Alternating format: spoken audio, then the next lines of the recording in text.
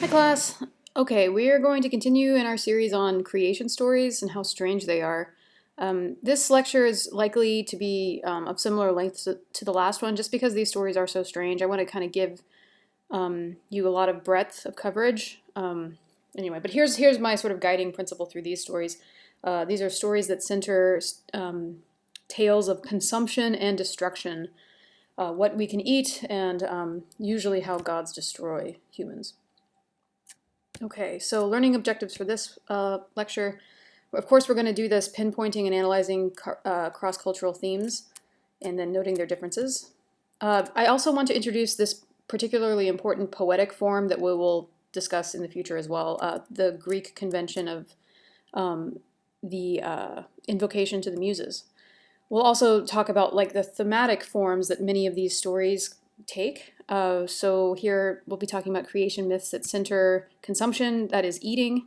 Usually it's about eating things that should be eaten versus things that should not be eaten, who gets to eat things, who doesn't, those sorts of stories.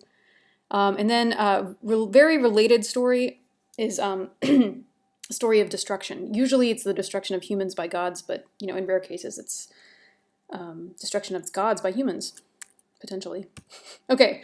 So I'm going to be talking about a lot of things, but to kind of guide your understanding here, you might even write this down. As I guide you through these stories that follow, ask yourself some version of this overarching question. What does eating have to do with creation? Why do people write these creation stories and center food and eating? And then, or here's another question, another version of it. Why do these cultures tell stories about the distinction between what should and should not be eaten? Why is that so important? Okay, let's get started. First off, this is just introductory material, so you won't be tested on this by any means, but we are reading two works from the Greek poet Hesiod. Here's a bust of, this is what they think he might have looked like, although this is a much later version of him. He probably did not look like this, but whatever. Okay, so things that you should know is Hesiod was a poet who lived at the same time as Homer, roughly. Homer is going to be our next major poet that we treat over many weeks in the semester. So I just want you to know, as you're reading the Homer texts, that Hesiod was writing at the same time. People were hearing and reading these stories at the same time. He is famous in the West, at least, for being the first poet to involve himself in his poems. He names himself. He'll put the name Hesiod in his poems. Homer doesn't do that. So it's kind of an interesting thing. It sort of seems egotistical, so you might be thinking of that as you read. I asked you mainly to focus on the Theogony. This is his major epic work about the creation of the gods. So Theo means in Greek God, so it's sort of like the story of the creation of the gods. So it gives you a good understanding, a good roadmap of the Greek universe in terms of gods especially, and then it starts to hint at the human's place within that universe. It's a polytheistic universe, so many gods exist, and there's kind of a paradox here. Even though there's a polytheistic universe, there is one god who is kind of the king or father of the gods. This is Zeus. And so the Theogony is, in a lot of ways, it's the story of how Zeus becomes the preeminent god in this universe. Okay, so here's the poetic form introduction really quickly here. I just want to touch on this because it might be something you learn about in other classes, but it's good to know about. Greek poets tend to use this convention to start writing. And this is a convention that will be taken up by later the Romans in their Latin poetry. French poets will take it up, English poets. This is a very important poetic form. It's an introduction to the poem, really. And it begins like this. So I'll read it aloud. So this is the first lines of Hesiod's Theogony. Let us begin our singing from the Heliconian Muses, who possess the great and holy mount of Helicon, and dance there on soft feet by the dark blue water of the spring and by the altar of the powerful son of Kronos. Son of Kronos meaning Zeus. We'll learn more about him soon, but just I wanted to draw your attention to how this begins. It's a little strange, like, let us begin our singing. The strangeness it will become a convention, meaning like people will repeat this form over and over again. Like, let us sing. I sing later. I sing of a tale of, you know, whatever. This is kind of the convention that allows these Greek poets to take on this this rather arrogant position as a human to sing about the gods, or to sing about important things. So it's kind of seen as arrogant for a human to even consider, you know, talking about these sorts of things. And so one way that the Greeks get beyond that arrogance is they have this conventional feeling, maybe it's even a belief, that it's not really them singing as an individual poet, but rather it's a group of singers. Let us begin our singing from the Muses. The Muses are these groups of female goddesses who inspire poetry and art and music and history. They inspire all the sort of things of culture that the Greeks will value. And they live on this mountain of Helicon. So here's the Muses hanging out on this mountain, singing and hanging out, being beautiful, being talented, etc. So yeah, the convention is that the poet invokes the Muses. Like, to invoke something is to literally call inside you. You call the muse inside of you, and then by doing that, the muse can then speak through you. So as you sing your song, it's not really just you singing, it's the Muses singing through you. So this is sort of where we get the words like invocation or inspiration. You know, in spirit, like your spirit comes inside you, and it fills you with that soul or that spirit, such that you can be inspired to share your art. So this is a Greek convention. It'll just come up a lot, and I wanted to bring your attention to it. Okay. And now I'm going to get to what I said before about Hesiod being the first poet to name himself. So I mentioned in the last slide that it's actually kind of arrogant for a poet to write poetry at all. So it seems kind of interesting that Hesiod has this moment of arrogance by naming himself. But notice how he does it here. Okay, so as Hesiod's invocation to the Muses goes on for like 100 lines. It's really, really long. You probably got bored with it as you read it, but it's a very great example of the invocation to the Muse tradition. So as he continues to invoke the Muses and praise them and everything, he starts to describe them in this way. It was they, the Muses, so it was they who once taught Hesiod his splendid singing, as he was shepherding his lambs on holy Helicon, and these were the first words of all the goddess spoke to me. These were the first words of all the goddess spoke to me. The Muses of Olympia, daughters of Zeus of the Aegis. So the Muses are actually daughters of Zeus, we learn here. But so Hesiod was shepherding. He was working as a shepherd with his lambs on the mountain that the Muses live upon, and the Muses are going to start talking to him. So I know that this form is kind of difficult to understand, so I'm trying to parse it for you. Okay, these are the first words the goddess spoke to me. Okay, he's ventriloquizing the Muses here, so this is the Muses speaking. They say, "You shepherds of the wilderness, poor fools, nothing but bellies. We know how to say many false things that seem like true sayings, but we also know how to speak the truth when we wish to." Okay, so this is very strange. Picture yourself as Hesiod. You know, you're a shepherd hanging out with sheep on a hillside. All of a sudden, these beautiful goddesses start talking to you, and they are being quite mean. Like the feeling you get from this vocalization here, "You shepherds of the wilderness, poor fools, nothing but bellies." If someone called you a fool and said that you were nothing but a belly, yikes, that's pretty, it's pretty mean, actually. They're just, the Muses, as a reminder, they're goddesses, they're immortal. They're speaking to shepherds that's a lowly job position. They're emphasizing that by calling them fools, and then emphasizing here, I think by articulating their bellies, the Muses might be indicating that the shepherds are mortal and perhaps foolish or lowly or just inferior because they are mortal, because they have to eat, unlike the Muses, who don't need to eat anything, really. They're Muses, they live forever. Okay, then this line is very strange. We Muses know how to say many false things that seem like true sayings. It seems to say that we know how to lie. We know how to say things that are lies, but make them seem true. But we also know how to speak the truth when we wish to. So it's like by their whims, when we wish to, we can speak the truth. One thing you should know, our translation into English doesn't quite render the specificity of these words in the Greek. Here, the distinction between false and true things is more like what we think of with false and true. Like, true is factual, false is non-factual. This truth is a different version of truth than this one.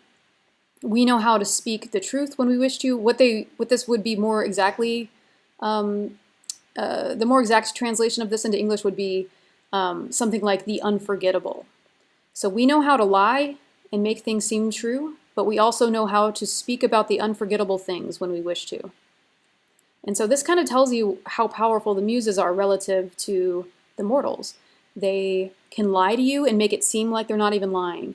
But if they choose to, if they wish to, they can tell you about these unforgettable things that are amazing and kind of beyond human comprehension.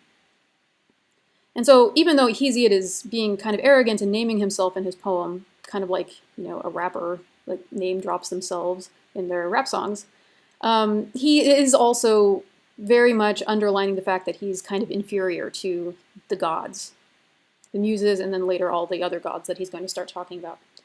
Okay, so the Muses were the reason why Hesiod can sing. They taught him how. They put him in his place by saying that they're the ones who are in control.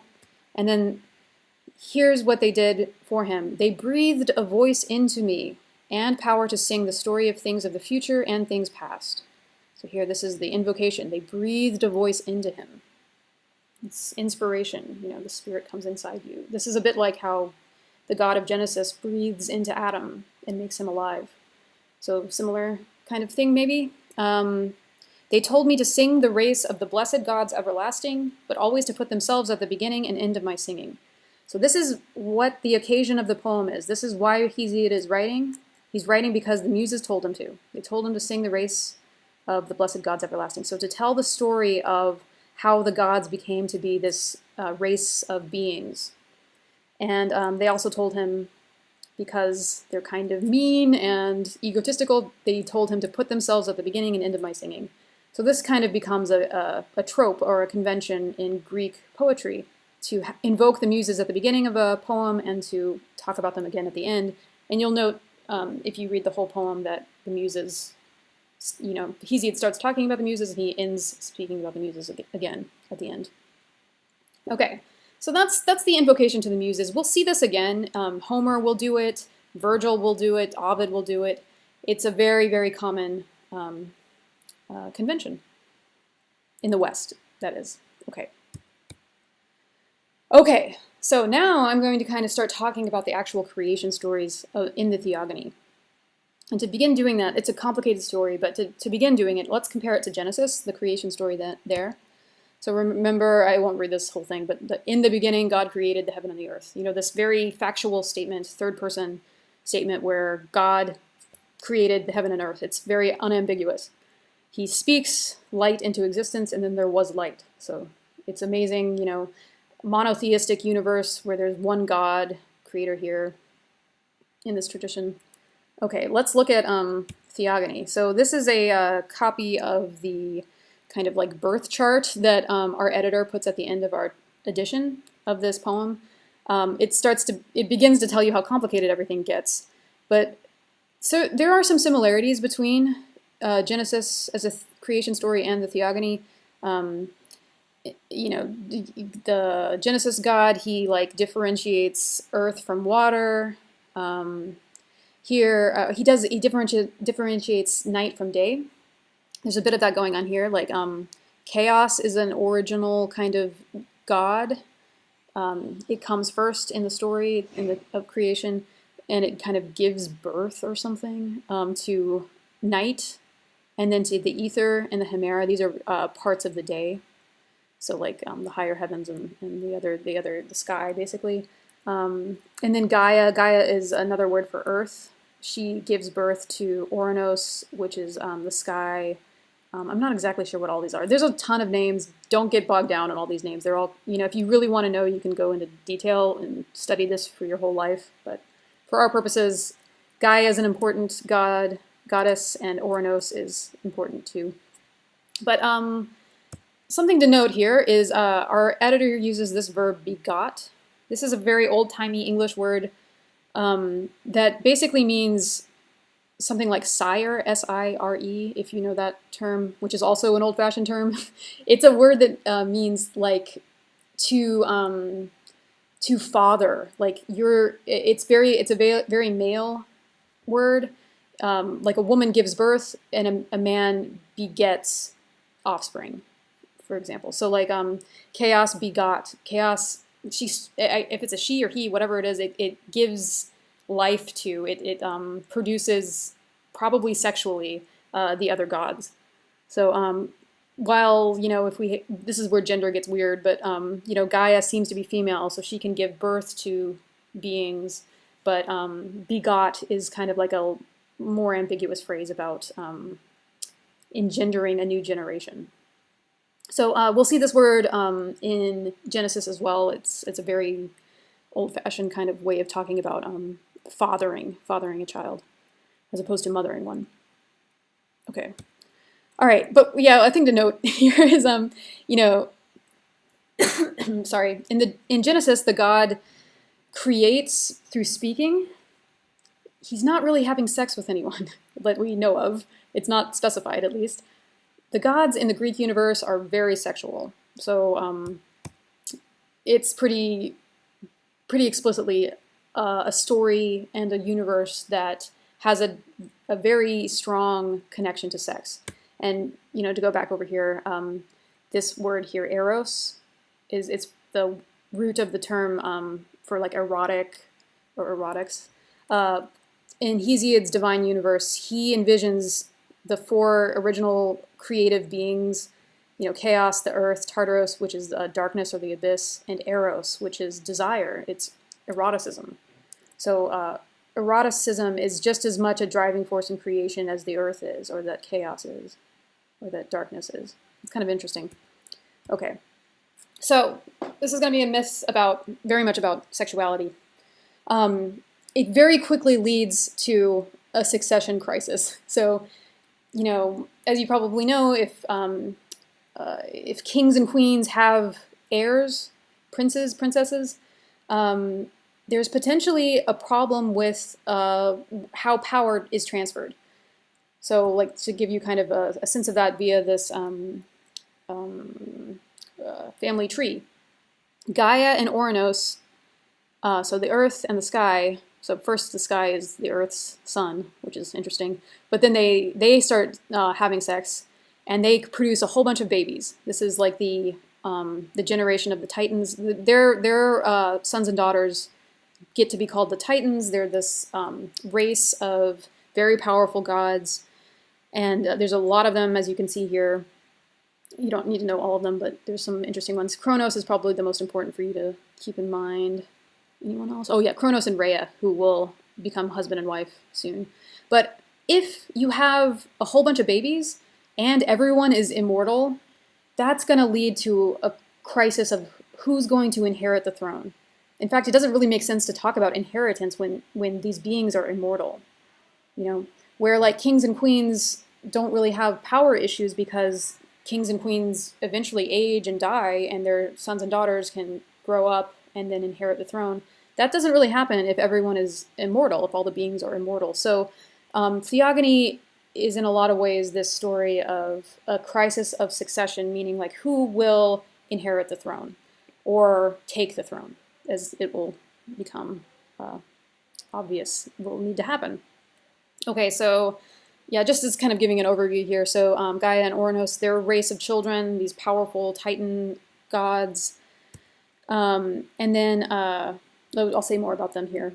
So one thing that's kind of interesting about the Greek universe, at least, is that children are pretty much across the board seen as very scary.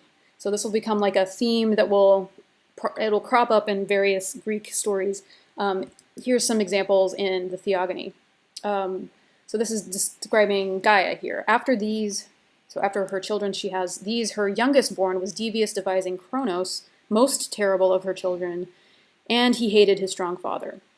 So here, all of her children are terrible, but Kronos is the most terrible, inspiring fear. And not only is he just awful or like fear-inspiring in himself, but he hated his father. He hates Oronos. You know, children are scary for a reason, because they have a lot of power, they have a lot of hatred, they have a lot of energy. Here's some more. This is just more info about Gaia's children. Not only does she have all the Titans, she has other children with Oronos. 3 sons, big and powerful, so great that they could never be told of. I don't know how to pronounce these, but whatever. These huge, overmastering children. Each had 100 intolerably strong arms bursting out of his shoulders. And on the shoulders of each grew 50 heads above their massive bodies. Irresistible and staunch strength matched the appearance of their big bodies. And of all the children ever born to Gaia and Oronos, these were the most terrible, and they hated their father. So it's like he might forget what he even said, where like Kronos was the most terrible and he hated his father. But actually these were the most terrible. So it's just like children are horrible, they're scary, they're awful. And note that they're especially horrible because they want to bring about bad things to their father. So this is kind of an interesting thing that might reveal a lot about the Greeks. Fathers are scared of their children. Okay, let's keep going. Okay, so there's the problem inherent in this universe. These very powerful gods keep having children, and the children are growing up and hating the father. Okay, so Oronos is he's mainly our first father. He's like the primary kind of paternal force in this universe. He knows his children hate him. He comes up with this plan, how to deal with his terrible children. So here's his plan. This is just an image of Oronos over here with Gaia as the earth. She's laying here on the earth. She's surrounded by children. Okay. Okay. Of all the children ever born to Gaia and Oronos, oh, by the way, if you know the planet Uranus, this is same word, but different ways of spelling it. I'll just say Oronos because that's what our editor has used. Okay, so of all the children ever born to Gaia and Oronos, these were the most terrible, and they hated their father from the beginning. And every time each one was beginning to come out, he would push them back again, deep inside Gaia, and would not let them into the light. And Oronos exulted in his wicked work, but great Gaia groaned within for pressure of pain. And then she thought of an evil, treacherous attack. Okay, our editor is being, I think he might be a little bit nervous to talk about sexuality, frankly, but I think it's pretty clear what's going on here, even though he's trying to not explicitly say. So each time his children was beginning to come out, meaning beginning to come out of Gaia. Gaia's giving birth. Each time she's giving birth and a child is coming out of her, he's pushing them back in. So like, you know, if we take it as a husband and wife figure here, which, you know, we're invited to take them, they are like anthropomorphized, you know, they look like humans. This is pretty horrible behavior. Like, you know, a woman giving birth and he's shoving the baby back inside. This is awful. You might also think of it as Gaia as the earth and Oronos as the sky. And so this might be kind of an image of some sky god trying to keep things that are bubbling within the earth from erupting. You know, so that might be going on as well too. But even though Oronos is exulting, he's very excited. He's happy that his plan is working. But this is causing a huge effect on Gaia. She's groaning within for pressure of pain. So she's in pain, she can't give birth, she can't let nature take its course, and so she thinks of an evil, treacherous attack. One thing you might be thinking of is why is Oronos just, why doesn't he just stop having sex with Gaia? That doesn't seem to be possible in the Greek universe. He's going to continue sleeping with his wife and having children. Okay. So this is Oronos' plan. So here's Gaia's treacherous attack in retaliation. Okay, so I just read this part. Presently, creating the element of gray flint, she made of it a great sickle and explained it to her own children. So I'll pause here. Gaia is the earth. Within herself, she has the capability, she has a lot of power. She creates the element of flint. So she's the earth, she's creating this like metal, And then with the metal, she fashions a sickle, which is this tool here. It's like a scythe or a sickle, and you can cut down wheat with it. Okay, so then she goes to her children. So remember, her children are being pushed inside of her, so they live inside of her. She can strategize with them. Okay, she spoke in the disturbance of her heart to encourage them, "My sons, born to me of a criminal father, if you are willing to obey me, we can punish you, your father, for the brutal treatment he put upon you, for he was first to think of shameful dealing." Okay, so take note of this. This is pretty exciting. Even though she's female in a universe that really values males over females, she is crafty. She turns to her sons and asks them to obey her rule or her authority over their fathers. So she's asking the sons to make some sort of compact or, like political allegiance with her over their more natural or like righteous, probably, tendency to align with their fathers, as men or whatever. So if you want to obey me, we can punish your dad for what he's doing to you. And this also reminds us that what Oronos is doing by shoving the babies back inside Gaia, it's not just cruel to Gaia, it's cruel to the children. He's keeping them from, growing up and all that and, getting out of the earth. Okay, so here's the plan. I didn't want to gather those lines, but here's the plan as rendered in an image. Kronos, their most wicked son or whatever, terrible son, he's the one who decides to help his mom out. He uses the flint and sickle to castrate his father, Oronos. So castration, if you don't know, you probably know, but he cuts off the sort of potent male force of Oronos. He takes away his ability to bear more children, or to beget more children, which is great, I guess. If you're the children, this is a great thing. If you're Oronos, maybe not so great. Of course, it would be bad. But in doing this, he takes Oronos' power away from him, his sort of sexual power.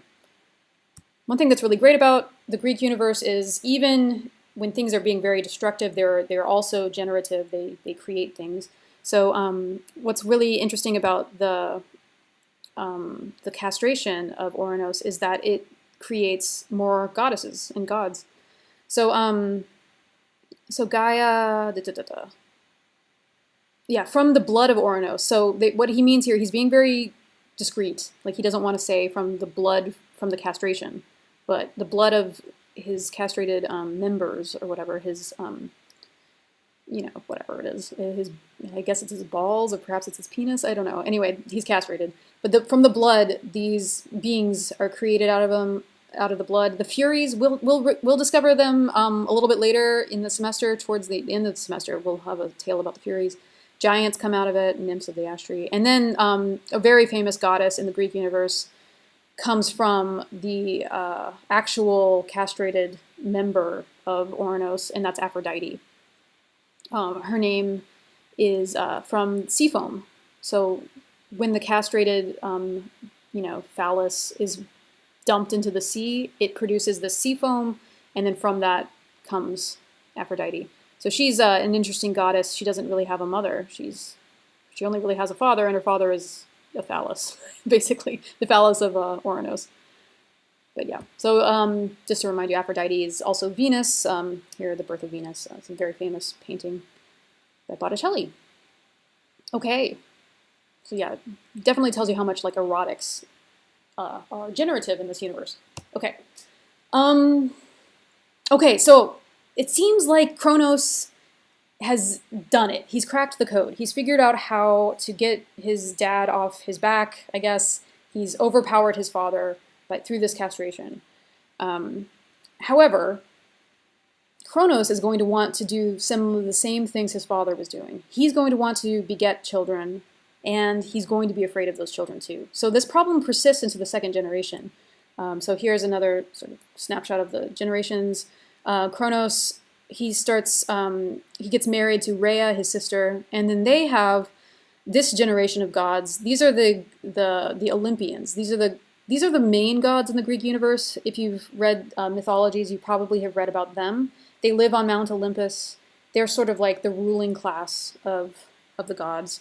So the famous ones to pay attention to: Zeus. He is married to his sister Hera, but he also has had a relationship with his other sister Demeter. Hades, he's the god of the underworld. Poseidon, the god of the sea. Yeah, that's good enough. Yeah, pay attention to Zeus, Hera, Hades, Poseidon. These are the big ones. Demeter, we might talk a little bit about.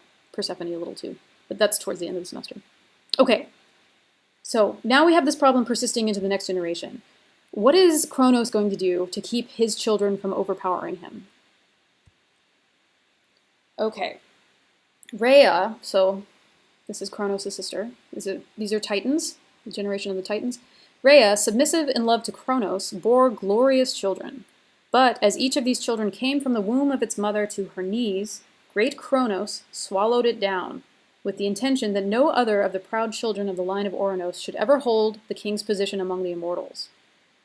For he had heard from Gaia and from starry Oronos that it had been ordained for him, for all his great strength, to be beaten by his son, and through the designs of great Zeus. Okay, so here's just the perpetuation of this problem. What's cool about Kronos' plan, I mean, it seems like it seems like a good idea. Oronos tried to shove the children back into Gaia, but that left Gaia free to conspire with her children. You know, they were inside her after all. She could, like, team up with them, and then they could overpower the dad.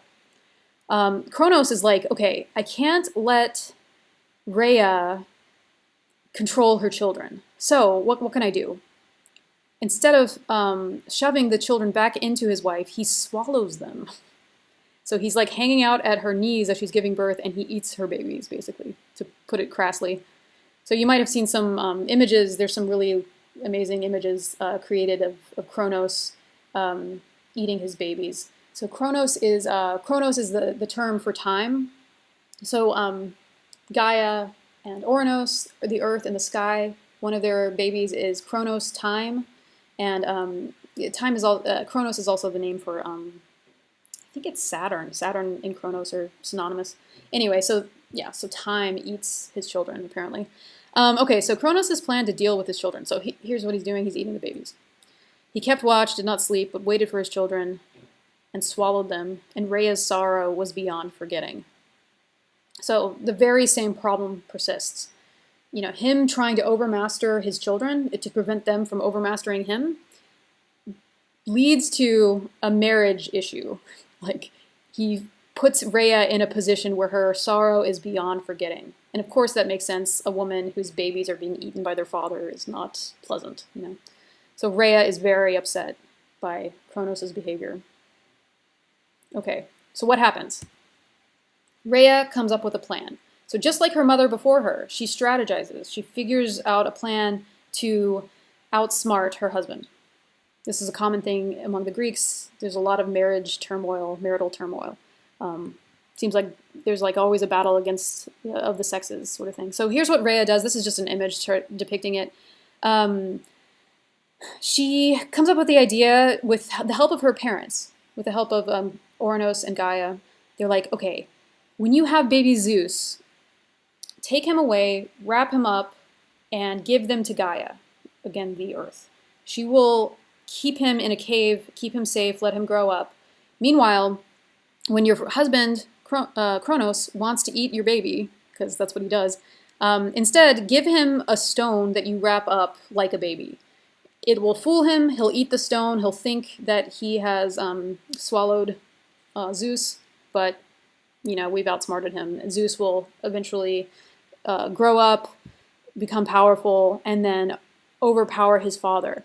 And what's interesting about this plan is Zeus not only overpowers his father, he overpowers the whole generation of his father.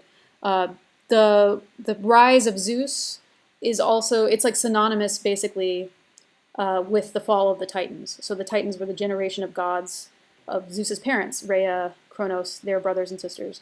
So as the Olympian generation rises, the other generation it falls, basically. They're punished for their like arrogance and all this. And the race of the Olympians takes place. So now Zeus is the chief god in the universe. But you're probably thinking, isn't this problem going to manifest again? Like, it happened to Oronos, it happened to Kronos. Wouldn't it happen to Zeus? What's going to keep Zeus in control when he's going to continue having babies, and those babies might overpower him? Okay, he's got a great plan. So this is how Zeus maintains his supremacy as the chief god in the universe. Okay, so this is kind of confusing, but I'll read the whole thing and then I'll talk you through it. Okay, so Zeus, as king of the gods, took as his first wife Metis, and she knew more than all the gods of the mortal people. But when she was about to be delivered of the goddess gray-eyed Athena, then Zeus, deceiving her perception by treachery and by slippery speeches, put her away inside his own belly. This was by the advices of Gaia and starry Oronos, for so they counseled in order that no other everlasting god besides Zeus should ever be given the kingly position. For it had been arranged that from her, meaning Metis, from her children surpassing in wisdom should be born. First the gray-eyed girl, the Tritogenia Athena, and she is the equal of her father in wise counsel and strength. But then a son to be king over gods and mortals was to be born of her, of Metis, and his heart would be overmastering. But before this, Zeus put her away inside his own belly, so that this goddess should think for him, for good and for evil. Okay, so this is sort of a very interesting story. Zeus, I told you in a few slides ago that Zeus was married primarily to Hera, but his first wife was Metis. Metis is the goddess of the mind, so like thinking. So he marries a very smart woman. She knows more than everyone. And with her, his firstborn is a female. So fortunately she's female. She's not going to overpower him in the same way that a son might. Athena is the goddess of wisdom. She is the gray-eyed girl. She's the equal of her father in wise counsel and strength. Zeus and Athena are always very much aligned. Zeus, the father, Athena, the goddess of wisdom, who helps her father think. So anyway, what happens here is there's this prophecy that Zeus's son will overpower him. So before he has a son, Zeus puts Metis, the goddess of wisdom, away in his own belly so that the goddess should think for him for good and for evil. And so actually what's going on here, this is kind of crazy, and it's kind of like reading between the lines. So they're going to have Athena. And so what he does is he swallows his wife, and what happens is the sort of origin story of Athena. Athena is birthed, as shown in this picture here, from her father's head. And why? Well, because he swallowed his wife. So she's not able to give a natural childbirth anymore. She's swallowed. So she gives birth within Zeus, and then it comes out of Zeus himself. So this is another sort of example. The Western tradition has a couple of these, at least, where the male figure kind of is pregnant in a way, where like the male figure gives birth to a baby. And what's great about this, from Zeus's perspective, is that he's completely bypassed the ways in which mothers and their children can conspire against fathers. And he's bypassed this by swallowing his wife. So just to kind of reiterate that, recall how Gaia and Oronos tries to contain power by keeping Gaia from giving birth. She's able to conspire with her children to overpower him. The next generation, Rhea and Kronos. Kronos thinks he's figured it out. He's going to eat the children so that they can't make alliances with their mother. But Rhea outsmarts him. She's able to make an alliance and overpower her husband. Zeus, as the reason why he's the chief god in the universe, is because he's basically figured out how to make women's power moot, or he strips women of their power, basically. He keeps the woman from making any alliances by eating her. Kind of strange myth here, as you might think. Okay, so let me know if you have questions about that. Okay, but that's how he maintains his supremacy. He's in charge of everything, and now he knows, not with wisdom inside of him, like Athena helping him, and with Metis inside of him, he's smarter.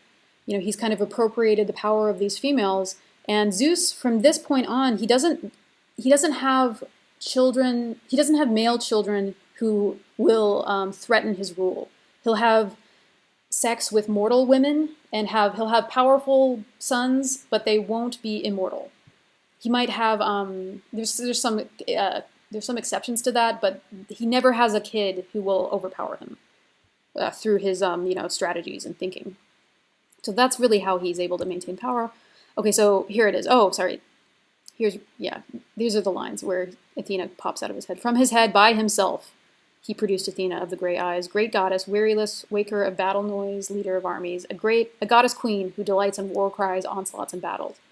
So yeah, it was kind of like hinted at before, but here the myth is specified. Athena comes out of his head by himself. He gives birth. And what's interesting about Athena, a lot of people really like Athena, but what's interesting about her is she is female, but she's totally aligned with male concerns. Battle, wisdom, they're male concerns from the Greek perception of concerns. But yeah, so she's she's like a tomboy, I guess is a good way of thinking about it. Or she's like, she doesn't really tend to make alliances with women, for example. Okay, let's keep going. What's great about the Theogony is even though there's all this drama with the generations and fathers hating sons, sons hating fathers, there are these really interesting figures that give us hope for a different kind of universe to exist. So the one that I've talked about so far has been very hierarchical. It's been like, fathers and sons primarily, and the goal of Zeus was to contain the power of the female within himself. But here are some figures who transgress that attempt to keep men and women separate, or fathers and to keep the generation separate too. And so here's some transgressive figures for you. I think Gaia is very transgressive. She should be aligned with her husband as a wife, as a stereotypical wife. She should, honor him and everything. But she thinks of this evil, treacherous attack on him. Of course, it's motivated by his behavior to her. Rhea is another figure who transgresses the husband-wife connection to choose her son over her husband. And then here are the two ones that I want to talk about more is Prometheus. He's this very interesting figure who transgresses against Zeus. And then we'll talk about Pandora, who is his sort of counterpart in a strange way. So first, you might have heard about Prometheus. There's a lot of art and literature that centers on him because he's such an interesting figure. Prometheus is actually of the generation of the Titans. So he's Zeus's uncle. He transgresses against Zeus. So it's this sort of like intergenerational conflict in a way. You might know of him. He's very famous because of his punishment. So for his transgression, which we'll talk about in a second, he's punished in this very severe way. So just to remind you, he's immortal. He's going to live forever. But his punishment is that his liver will be eaten by a vulture forever. So like he can never heal. He's always being eaten. So just to remind you of today's kind of like focus on consumption, Prometheus is a figure who is constantly being consumed, and he'll never be able to get beyond that, really. So why is he punished in this very grotesque and kind of horrible and amazing way? What does he do? I'm using this word transgressive. To transgress is to go over, so to walk across some line. If there's like a line in the sand and people say, don't cross this line, these are figures that go over that line. They transgress a boundary, they break a rule. Okay, so what is the rule that Prometheus breaks? There's two things he does. So this one is kind of the more confusing one, so I'll talk you through it. It's referred to as the trick at Mikone. It's an etiology, which is, this is a term meaning an origin story for a ritual or custom. So there was a custom in ancient Greek culture of like which parts of the animal you can eat as humans and which part you need to sacrifice to the gods. So there's this ritual, and this story was thought up to kind of like explain that ritual. Okay, so here's the story. Okay, it was when gods and mortal men took their separate positions at Mikone, and Prometheus, eager to try his wits, cut up a great ox and set it before Zeus to see if he could outguess him. So Prometheus is trying to outsmart Zeus. So he cuts up this ox. He took the meaty parts and the innards, thick with fat, and set them before men, hiding them away in an ox's stomach. Okay, so this is kind of confusing, but he takes his stomach. You know, stomachs are kind of gross organs. They're not necessarily gross, but they look, they're shiny and kind of like bulbous and stuff. And he took like the muscle, the meaty parts, like beef, and put them inside the stomach. So he's kind of hiding meat within meat, I guess.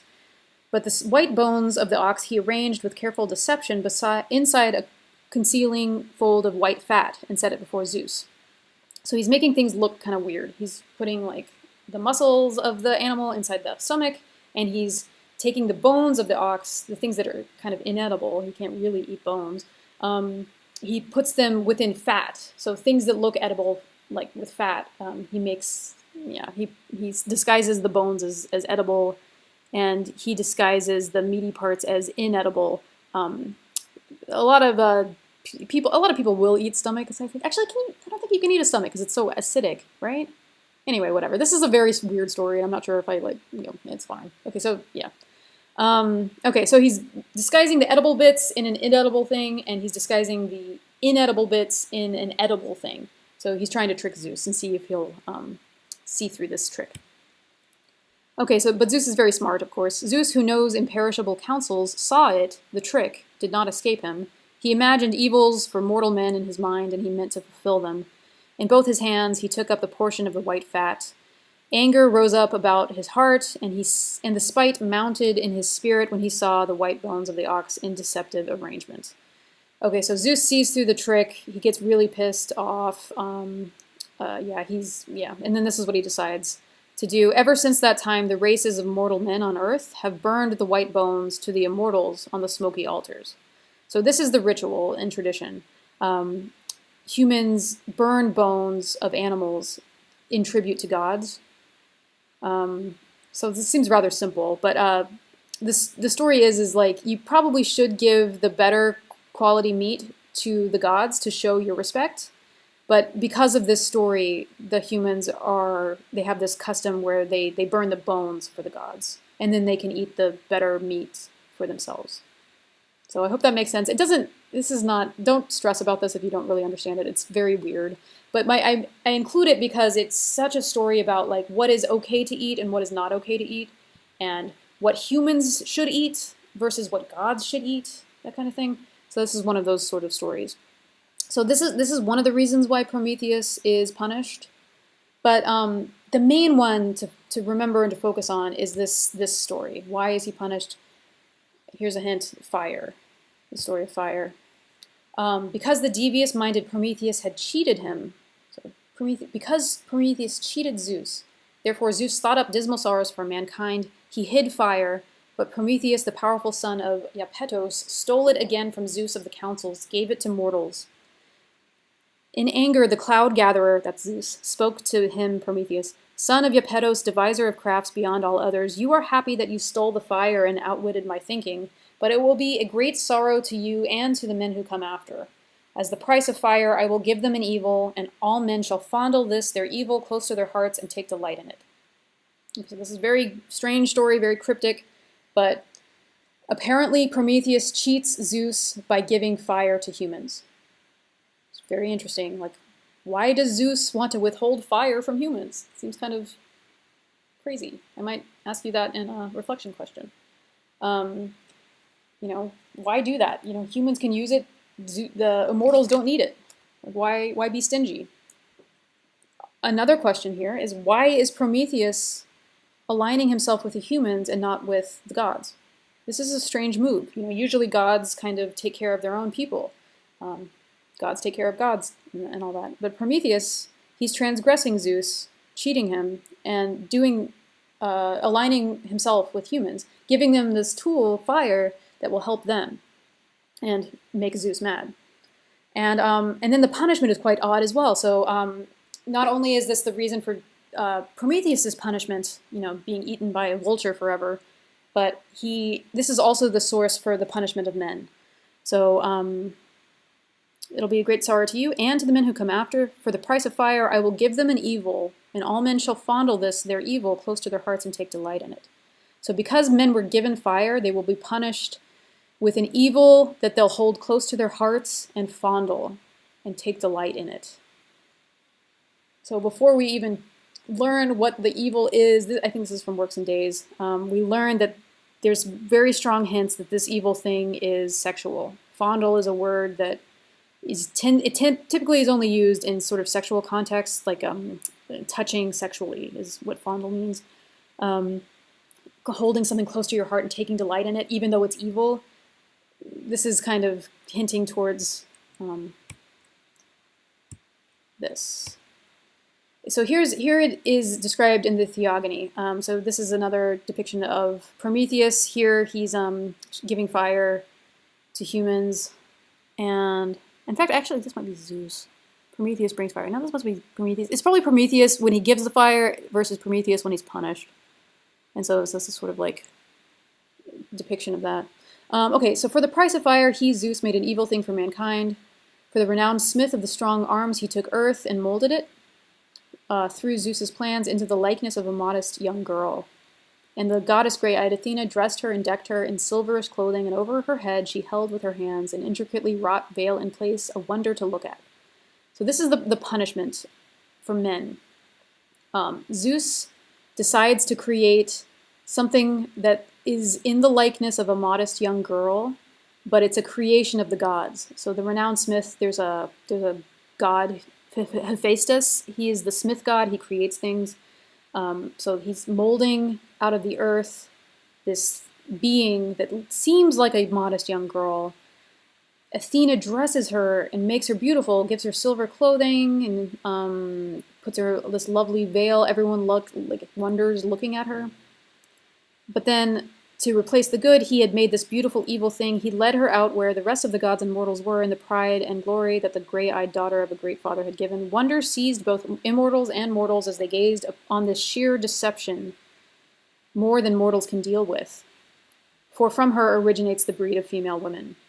So this thing that seems like a modest young girl is actually a sheer deception.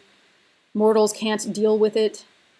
This is the origin of the breed of female women. This is Pandora. Here's an image of Pandora. So this is the smith god creating her. So another being that's created like art, or from an artist or an artisan creates this being. So Pandora is the first woman. Zeus told glorious Hephaestus, the smith god, to make haste and plaster earth with water and to infuse it with a human voice and vigor and make the face like the immortal goddesses, the bewitching figures of a young girl. Meanwhile, Athena was to teach her her skills and how to do the intricate weaving. Athena's really good at weaving. While Aphrodite was to mist Pandora's head in golden endearment and the cruelty of desire and longings that wear out the body. So Aphrodite, the goddess of love and lust, she makes Pandora beautiful, and she endows her with the cruelty of desire and longings that wear out the body. They're talking about sexuality here. And Hermes, this is the messenger god. He's kind of sneaky. To Hermes, the guide, the slayer of Argos, he gave instructions to put in her the mind of a hussy and a treacherous nature. Zeus gave her the name of woman Pandora, because all the gods who have their homes on Olympus have given her each a gift to be a sorrow to men who eat bread. So this is quite a strange story, but one thing to kind of note about it is the name itself, Pandora. This is from the Greek words pan, meaning all, and Dora, meaning gift. So Pandora is the girl who has all the gifts. So she's got everything that's good, really. Like, she's got all these skills from Athena and Aphrodite and from Hermes, all these wonderful gifts that should be good, but actually they are super deception. They're all kind of pointing towards deception and all that. And Pandora's created to be a sorrow to men. You might have questions as to why, but, so do I. Okay, so Pandora, the first woman, created to be a sorrow to men, but also to contain all these things that are good, or that seem good. And then the Pandora story continues. You probably have heard of this. It's often referred to as Pandora's box. It was probably more like a jar. So just like Pandora was given all these gifts, she's also given this like weird container that contains all things, all bad things really. The father this is Zeus, sent the gods' fleet messenger Hermes to Epimetheus or something? Or whatever, doesn't matter. Okay, he sends him to someplace, bringing Pandora a gift. But the woman with her hands lifting from the great jar scattered its contents, and her design was sad troubles for mankind. I'll just stop there. This is very interesting language. So she's given a gift that apparently she shouldn't have opened. This probably should remind you of Genesis. They're given this tree. There's a tree in the Garden of the Garden of Eden that it has this fruit. They're not supposed to eat it though. So it's like this kind of similar thing, like a temptation. You know, you're given a gift, but you can't open it. This is very tempting. I would want to open it too. So she lifts the great jar's lid and then scatters all its contents, and her design was sad troubles for mankind. This is very interesting. This seems to be an accident. She didn't know what she was lifting the lid of, but Hesiod's language implies that it was her intention, her design, to cause trouble for mankind. Even though she unleashes all these horrible things out of the box, Hope was the only spirit that stayed there in the unbreakable closure of the jar under its rim and could not fly forth abroad. For the lid of the great jar closed down first and contained her. So this is sort of this like origin story of the nature of evil in the Greek world, where Pandora, this wonderful, seemingly wonderful woman who's actually evil, lifts this box filled with evil things and unleashes them all in the world to terrorize men. But one glimmer of hope in the story is that hope itself still resides in the box. So even though Pandora is this kind of like horrible gift, you can still hope for better things, I guess. This is a very strange story. I'm curious what you think of it. Okay, I'll keep going. This is seemingly a huge jump, but I want to just highlight, we spent a lot of time with the Greek universe because it's so complicated and strange, but there's some very interesting similarities with the Egyptian conception of the underworld. So first off, I'll just briefly describe this aspect of the Egyptian universe because it's quite similar to the Greek universe. So Osiris is a very major god in the Egyptian universe. He is a husband to Iris. He was murdered unjustly by his brother, and he was dismembered and scattered all over all of Egypt. Iris, his loving wife, gathers all of his dismembered body parts and reforges him together into a human form, or to a divine form. And when she does that, he regenerates and becomes immortal again. So Osiris is this kind of symbol of immortality and resurrection. This explains sort of the Egyptian hope for their life after death. The pharaohs believed that they were gods, and when they died, their body parts were lovingly cared for, preserved, and dismembered, so that when they journey into the underworld, they can be reassembled and resurrected as gods again. It's kind of cool and interesting. But note sort of similarities between like the conflict between people of the same generation and all that. Here's more. So Osiris he's not always, but often he's depicted as green because he is this god of resurrection, much like nature itself. So he's the god of the afterlife, but also fertility, agriculture, resurrection, vegetation. Anubis is this figure here. He's got a dog head. He's the god of death, mummification, and embalming in the underworld. And then Horus, he's a bit of a sky god as well. I think you read an Egyptian hymn to him. So god of kingship and the sky, son of Osiris and Iris. So this is kind of like sun figure who helps.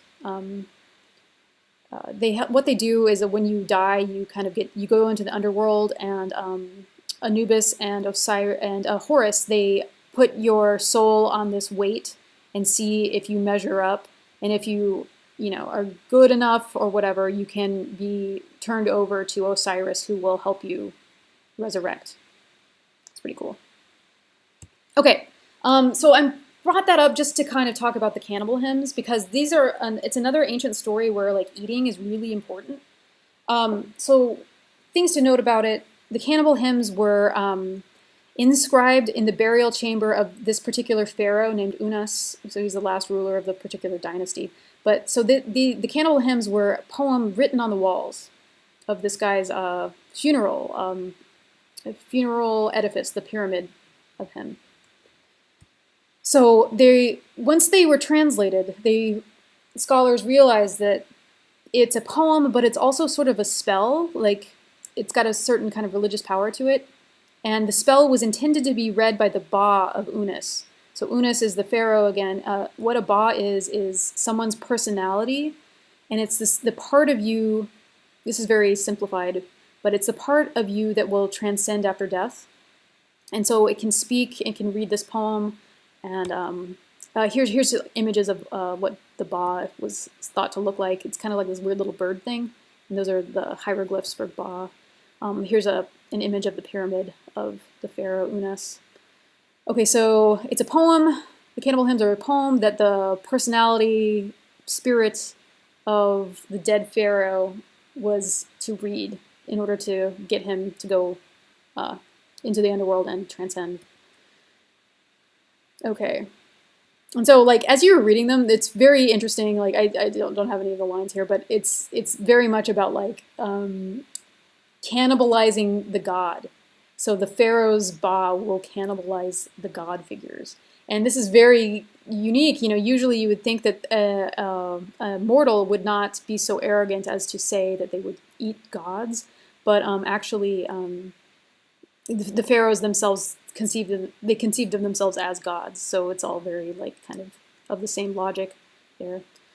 So that's really all I know about the Cannibal Hymns. I just thought that you should be aware of them. So this is just to remind you of the sort of guiding questions that I asked you to think about.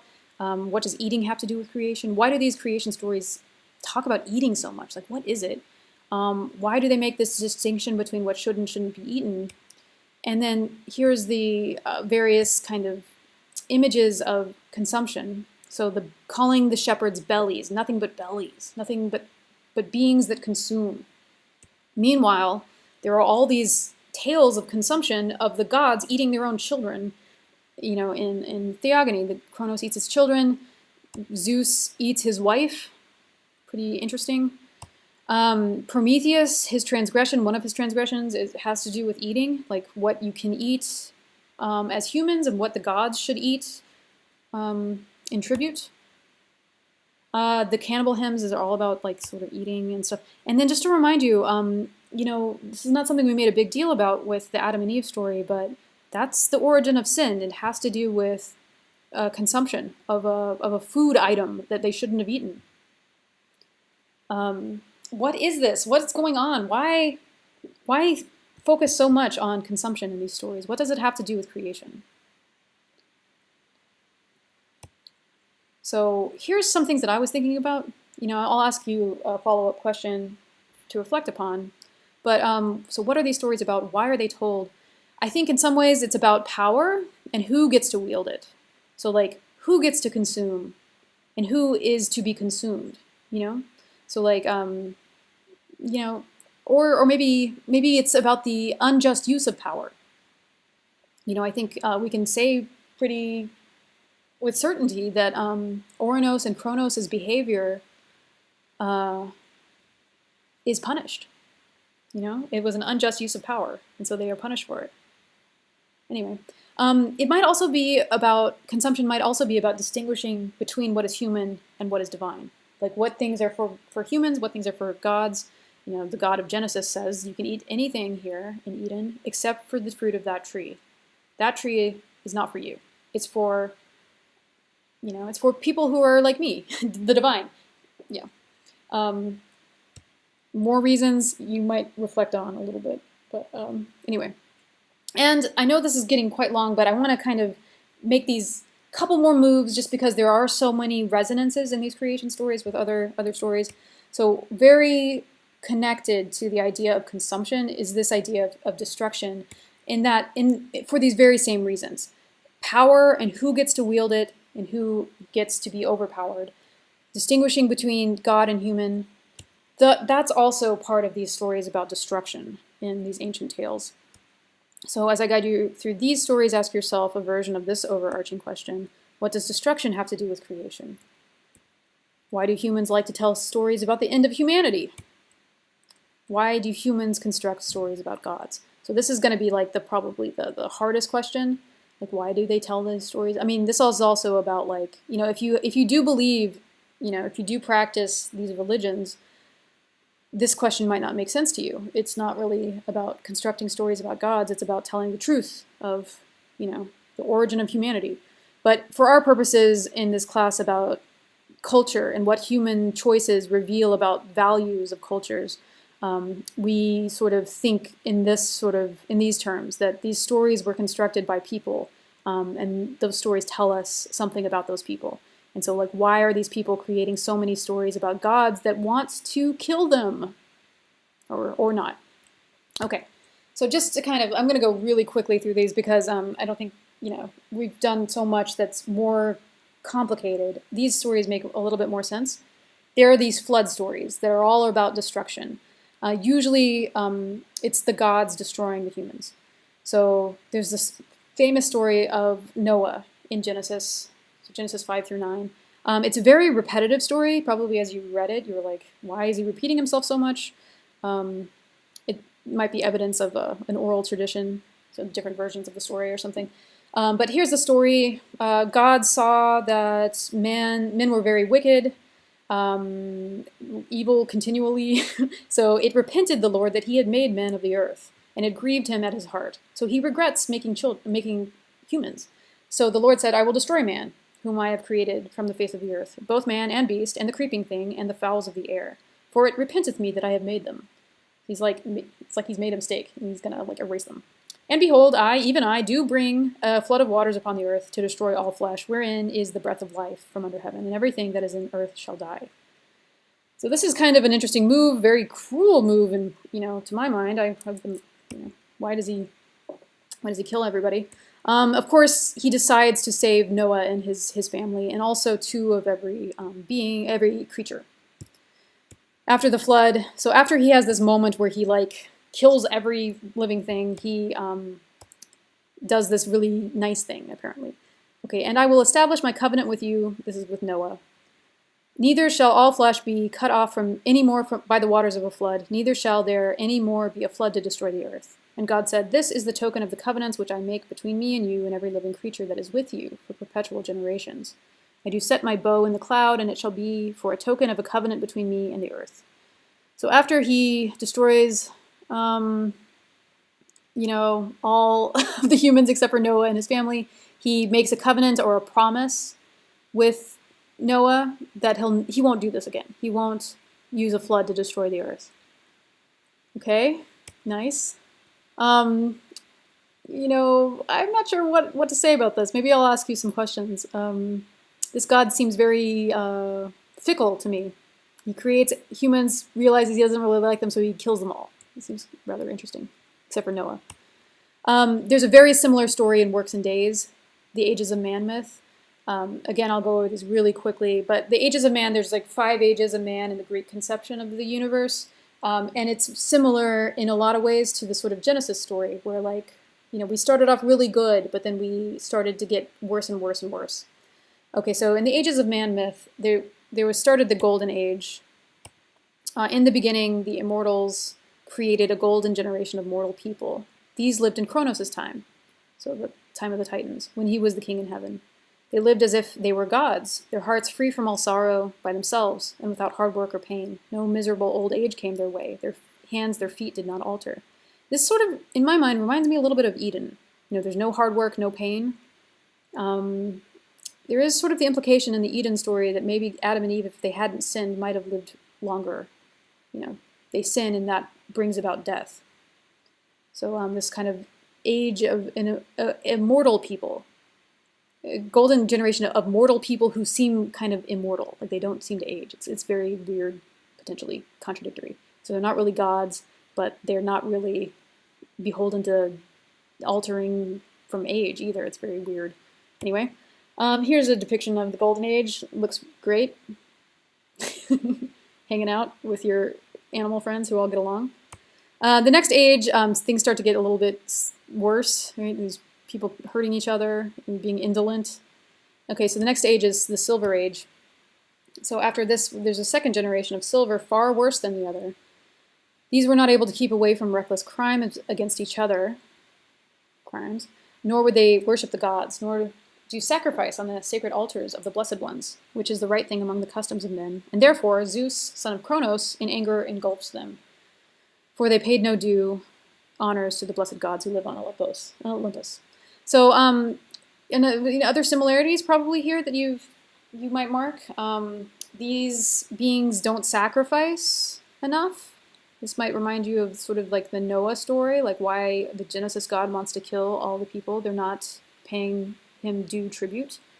And then very similar to Noah's story too, this word engulf, Zeus engulfs them. This is the Silver Age ends with a flood, so a drowning of all these people. Okay, then there's the Bronze Age, which I don't have a ton to say about, but apparently the Bronze Age was also really bad. These are men who really hurt each other. Okay, and then this age I want to mention because this is the age that Homer writes about, the age of the heroes. The heroes were better and nobler, the wonderful generation of hero men who are also called half-gods. So many of the heroes are half-gods. They're sons of the Olympic gods. Sons and daughters of the Olympic gods, the generation before our own on this vast earth. But of these two, evil war and terrible carnage took some by the seven-gated Thebes in the land of Cadmos as they fought together over the flocks of Oedipus. We'll learn about Oedipus this semester. Others war had taken in ships over the great gulf of the sea, where they had also fought for the sake of lovely-haired Helen. That is a clue to our next big text, the Iliad. So a lot of the hero men die in the War of Troy, which was fought over Helen. There, for these, the end of death was misted about them. But on others, Zeus, son of Cronos, settled a living in a country of their own apart from humankind and the end of the world. And there they have their dwelling place and hearts free of sorrow. This is an image of what is that word? Elysian Fields, which is some people take to be similar to the sort of Christian conception of heaven. So the Age of Heroes, this is sort of like the best age of mortal men, according to the Greek myth. And then, of course, the fifth age of man is the worst, the Iron Age. This is the age that Hesiod is writing in. And here he brings up the I, so himself. I wish that I were not part of the fifth generation of men, but had died before it came, or been born afterward. For here now is the age of iron. Never by daytime will there be an end to hard work and pain, nor in the night to weariness, when the gods will send anxieties to trouble us. Yet here also there shall be some good things mixed with the evils, but Zeus will destroy this generation of mortals also. So a little bit of connections potentially. So even in the Iron Age, which is so bad, there shall be some good things mixed in with the evils. This might remind you of maybe Pandora, where hope is mixed in with evil things. This might remind you of, maybe a little bit about the Noah story, where like there is still the potential for good, even though, destruction and evil things exist. But then, of course, in this conception, Zeus will destroy the generation of mortals also. So I know this was a lot of information. I just wanted to kind of touch on all of it, just because it is there's so many connections. And then here's one other thing to keep in mind. All these flood stories, they seem to unite across cultures. Like many, many cultures have a story of a flood. Western stories of the flood tend to be very destructive. Like think of the Noah story where everyone dies except for Noah's family and the animals he's able to save. The whole Silver Age of man completely is wiped out because of a flood. In the Epic of Gilgamesh, everyone in the Gilgamesh story dies from the flood except for Utam-Napishti. There's a very different flood tradition in China, and it tends to be a little bit nicer to humans especially. They usually emphasize a human or a god who stops the flood. So there's a much more emphasis on the ability to contain a threat like this. There's the Gunyu myth. It's an extraordinary man who's able to channel the flood into a generative way, a way of making the flood work for him and his people and saving lives. And then the goddess Nuwa, which is depicted here, she mends the heavens. There's a hole that opens up in the heavens, and Nuwa, the goddess who creates humanity, she feels sorry for humans, and she stops the flood. You might take some time and kind of consider how different conception of the human and divine difference is in these stories. They give you a lot more room for hope than some of the Western stories do. So I'll leave you there. I've given you so much to think about. Yeah, so I'll just leave it there. Yeah, good job.